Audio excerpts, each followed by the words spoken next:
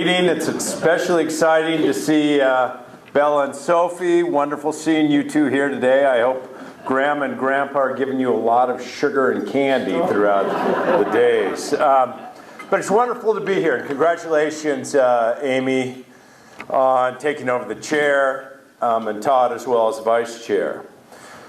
Going to talk about a good handful of different things, some that were suggested by Webb. To begin, and wonderful seeing so many legislators, some of which I haven't had many opportunities to see since you left Helena. And we are a good handful of months coming off of the legislative session where truly I think some good things were accomplished for the state of Montana.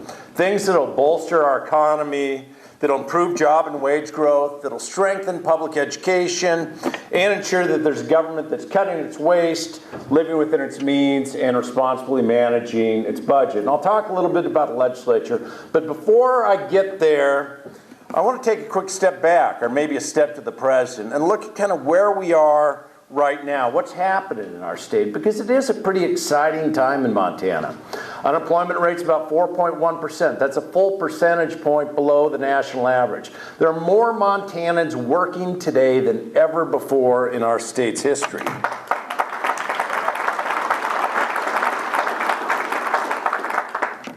I guess you didn't want to clap for the unemployment because it makes it hard for some of you businesses, certainly. But that's another thing, because as we see that too, the per capita income is among the fastest growing in the nation. Montana was once again named the #1 place to be an entrepreneur, meaning that if you have a good idea and you're willing to work hard, you can make those dreams a reality.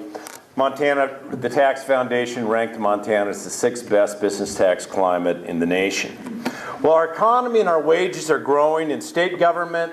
We're cutting waste, we're challenging expenses, and we are working to reduce those unnecessary regulations that are duplicative or do nothing to ultimately improve the regulatory part, the safety and the livelihood of the people of Montana. It's appropriate to be here today for your annual meeting because on Tuesday of this week, the U.S. Chamber of Commerce Foundation just published or released its report called Innovative States.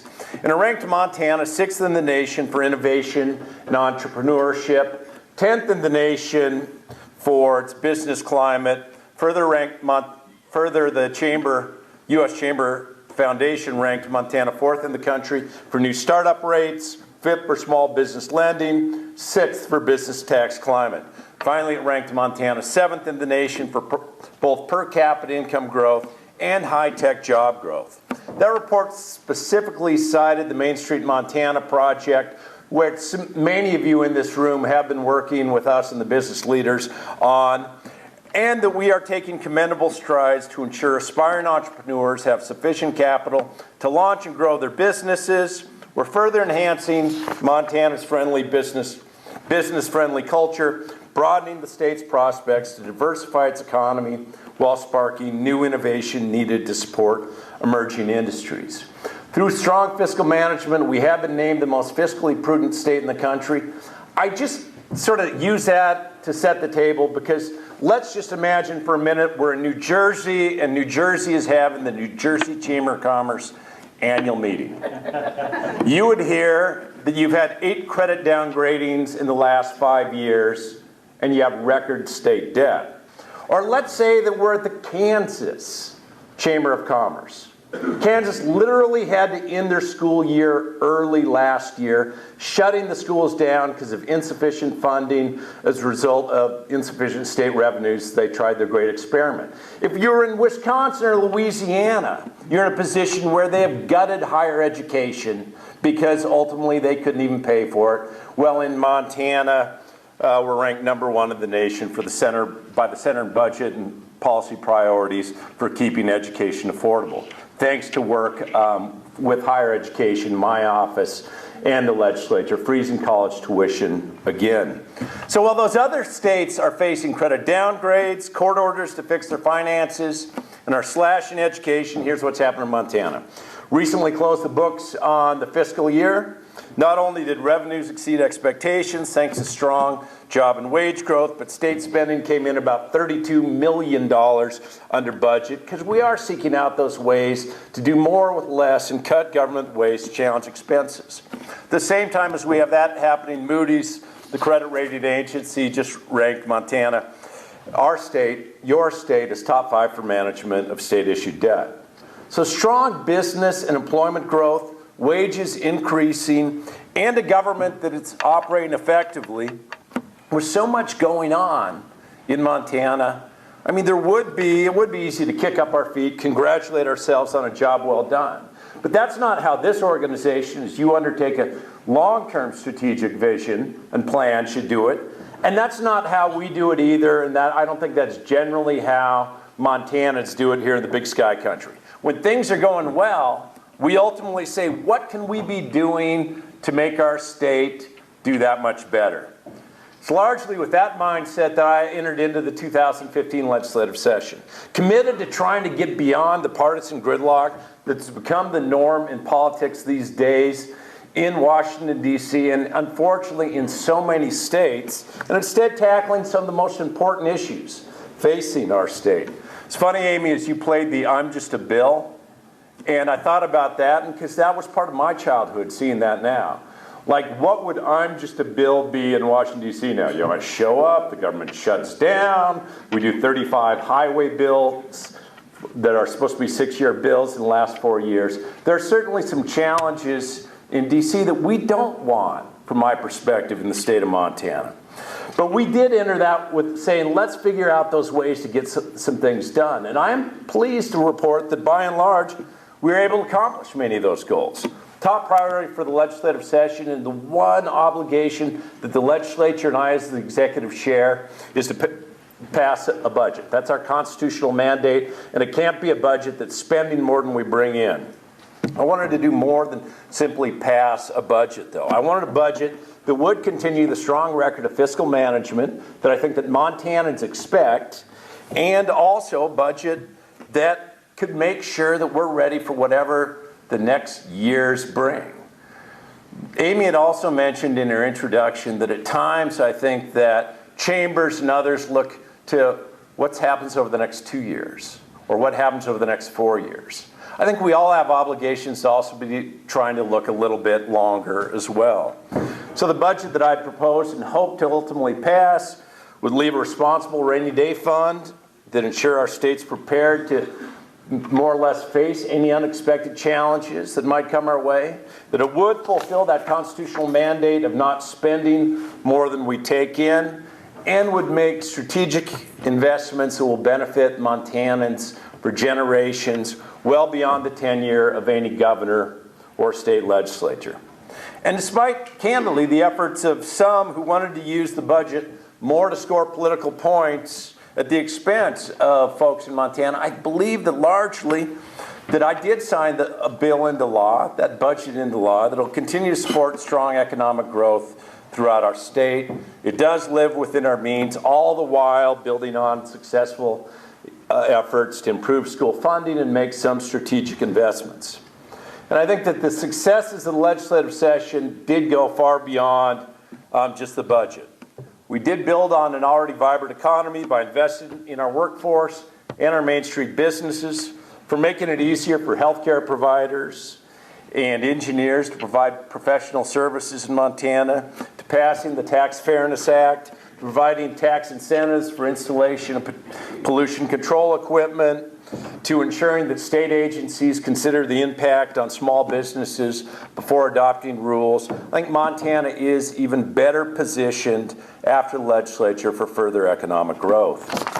And then from efforts to expand health care in our state, to crack down on dark money, to the measures designed to respect our treaty obligations to tribes while protecting our private property rights, there was a good bipartisan group of legislators who recognized that these issues were ultimately more important than the next election or partisan purity. Admittedly, the session wasn't without bumps in the road. On some important issues, from my perspective, partisanship and obstruction won out over progress for Montanans. Most notable of these disappointments was the failure of the legislature to get a comprehensive infrastructure package to my desk for signature. Brought forward what I thought was a common sense proposal, looked at the needs across our state, was carried by Republican Representative Jeff Wellborn, and what it proposed is do what any business I think would ultimately do, using a mix of cash and bonds to make investments in infrastructure all across our state, infrastructure needs and investments that would be paid off over the life of the upgrade. It became pretty clear relatively early that some in the legislature didn't like my idea too much. So ultimately I worked with a bipartisan group of legislators who came up with a new proposal. This one was carried by Senator Brendan from Scobie, proposed to spend about less than half of what I proposed, but would still make a significant impact for our communities, especially those feeling the impacts of oil and gas development. Received nearly unanimous support in the Senate, 47-3. However, when it came to the House, the bill ultimately failed by one vote. On the last day of the session, the Speaker of the House explained the failure of this bill to get across the finish line, saying, when you've got as hard of feelings as you have in the Conservative caucus, that they feel like they lost everything, literally everything this session, they're in a position to stop it and feel like that they could walk out of here with a win. This isn't about what happens in Helena. The work that the chamber is doing, presumably, it's not about what happens in Helena. It's what happened in your businesses and main streets all across our state. It wasn't a win for Montana. It wasn't a win for the residents of eastern Montana. It wasn't a win for businesses that struggle to thrive with subpar infrastructure. And it wasn't a win for the Montanans who would have been put to work by these projects. Unfortunately, infrastructure wasn't the only area where I think that a little bit of obstruction won the day.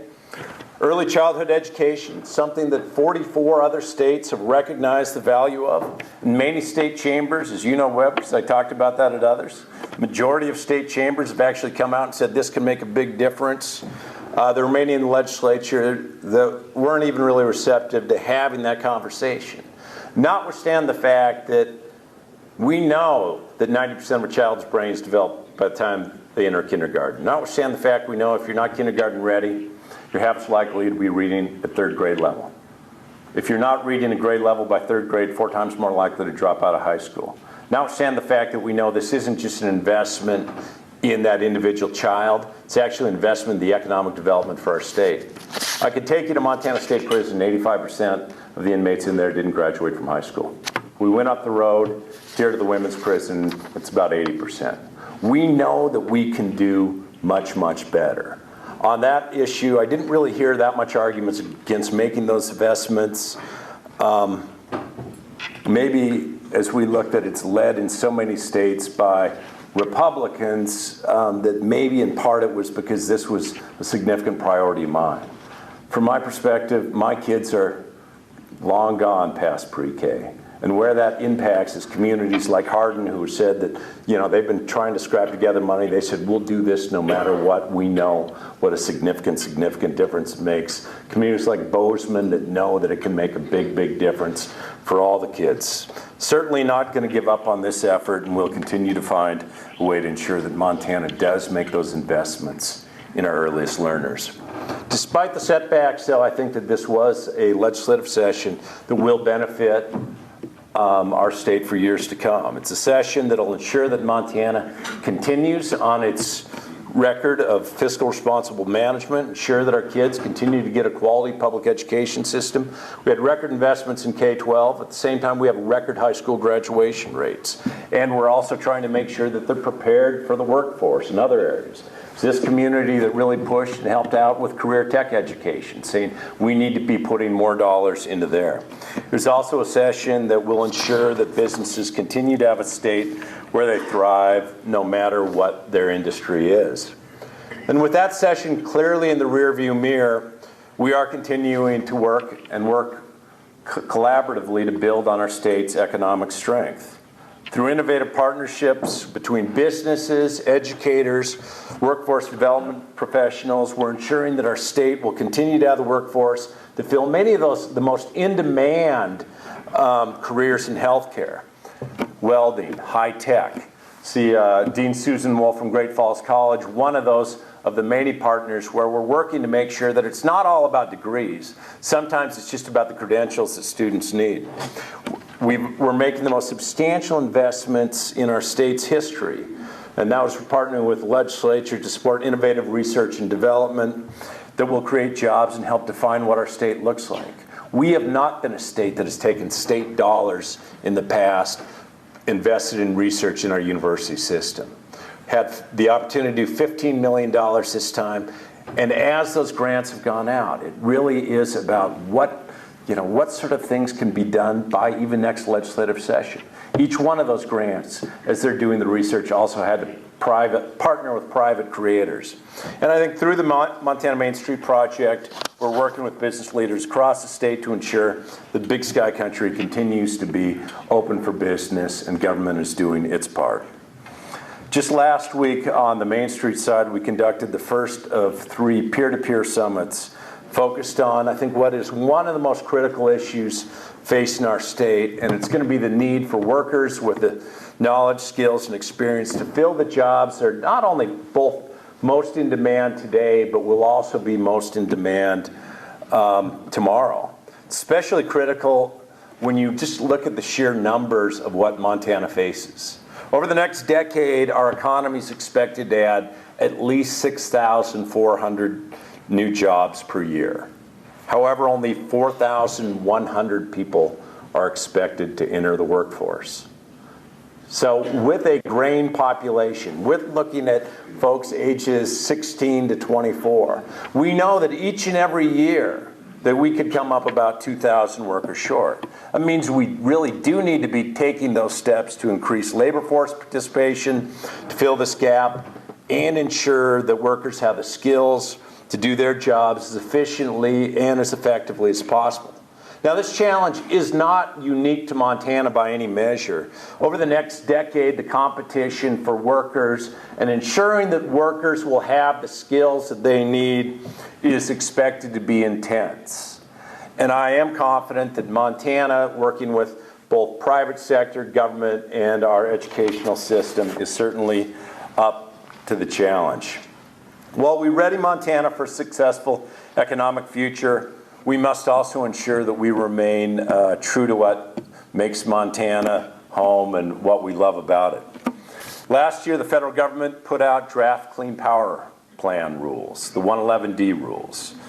Well, some have argued that states, and Montana as well, should just put its head in the sand on the issue, act like that these rules weren't a reality, or the proposed rules. I don't think that's how that we tackle the big issues here in Montana. Here in Montana, when there's a complex issue, we roll up our sleeves, we put our differences aside, and we find a path forward. That's exactly what we did with the proposed rule. We brought together diverse folks around the table and around a made-Montana solution that, as we start looking forward, could say, here are the possibilities, not just the pitfalls to meeting the goals of that plan. A few months ago, the final rules were released, and they were dramatically different than the proposed rules that we are working under. And it was clear that Montana had to and has to get back to the drawing board.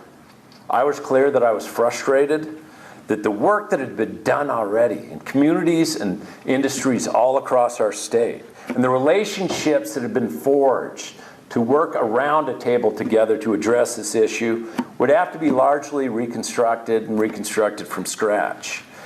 It's true that when we look at these Clean Power Plan rules, Clean Power rules, that Montanans also have strong feelings on all sides of this issue. There are folks who believe that this is the right thing to do. Some who think it comes too late, doesn't go far enough. Some people who think it's far too much, far too fast. I've also had folks tell me that they think that we should just leave it to the legislature to figure out. Sorry. I don't know that I'm fully ready to do that. I think ultimately, truly though, in Montana, not just for today and not just for industries of today, but for also for Sophie and Bella and for what Montana is going to look like long past we're in leadership, we really do face a choice and in some respects a crossroads. We can look the other way, we can do nothing, we can let the federal government ultimately decide what our energy future looks like, or that we can also ensure that Montana remains in the driver's seat on our energy and environmental policy and in addressing climate change. Folks who hunt, hike, fish, and work in Montana ought to be deciding what the Montana looks like that we pass on to our kids. I want to make sure that Montana does stay in the driver's seat. From the perspective of, as many of you that worked through it grueling challenging with sage grouse, it worked well with sage grouse, can work well here as well. Determining Montana's energy future, it won't be easy. It's going to require many parties come together for a common goal. It's going to require individuals and organizations, consumers and producers, advocates and legislators, communities, states and nations. And it's that diversity at times, frankly, it could seem so vexing and unwieldy, but I think that will also prove to be our greatest strength. Coming together to address challenges like climate change, and doing it in a way that benefits all of us and benefits the state of Montana. I think it's what we do here, and it's a big part of what it means to be Montanans and to be able to show that we can be functional when other places can't always. While we work hard here at home to ensure our energy future, we must also look for opportunities outside of the state to continue growing our economy. Tomorrow I'll have the opportunity to depart with a handful of education and business leaders to the countries of Taiwan and South Korea to expand our trade relationships with the Asian market. The business and education leaders on this trip are at the core of what we're trying to accomplish, to really make those deals that will make a difference here at home. In 2014 alone, exports from Montana brought in $1.5 billion to Montana's economy. That number doesn't include the economic impact of tourists coming here as well. During the past 3 years, we've made marketing Montana to the world a priority. And we're looking at both how we market on tourism, but also how we can take some of the lessons learned there as we market for business promotion. And I think the results are paying off. 4 of our state's top 8 partner countries for exports are in Asia. Business relationships with the Republic of Korea, China, Japan, and Taiwan are paying significant dividends, with each of them continuing to grow, rapid growth in the past 2 years. Last year, just those countries were about $420 million in exports, so about half of our overall state's exports to the world.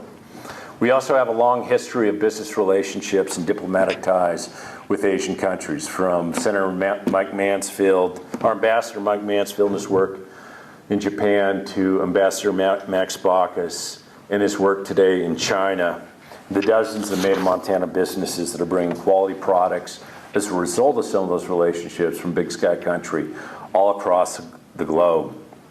It was with those opportunities in mind and with the Ambassador Baucus there that last year had the opportunity to lead a delegation of Montana businesses on a trade mission to China. And it was quite a diverse group, everybody from a rancher from Buffalo named Jim Peterson to a whiskey maker from Butte. And I think the trip really not only helped build strong business ties between Montana and China, but also helped the opportunities for Montana to get on the map that much more. Since that mission, Montana has hosted numerous inbound trade delegations from China, connected qualified Chinese companies with Montana businesses that are looking to grow and expand in the export markets. In August, so a couple months ago now, we were actually here in Billings. International Energy Conference took place in Billings because of a meeting that Ambassador Baucus and I had while we were over in China during that trip. I believe in the power of strong international relationships, moving Montana forward by increasing those business and educational opportunities abroad. And we as business leaders need to continue to push for these opportunities, because there's so many market potentials there. We all collectively have to figure out better ways to get Montana on the map in those markets. And I'm certainly looking forward to strengthening our trade relations with these two countries over the next week.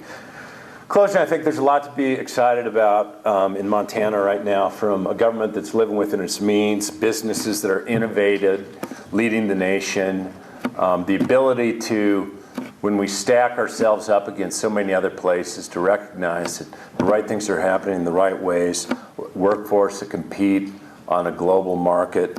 I certainly want to thank you all for being a part of what makes Montana such a great place to live, to work, and to raise a family. I ask for, as we go forward too, we can make the ways to work together for the benefit of all of this state, and probably most importantly for Sophie and Bella. Thanks so much for having me.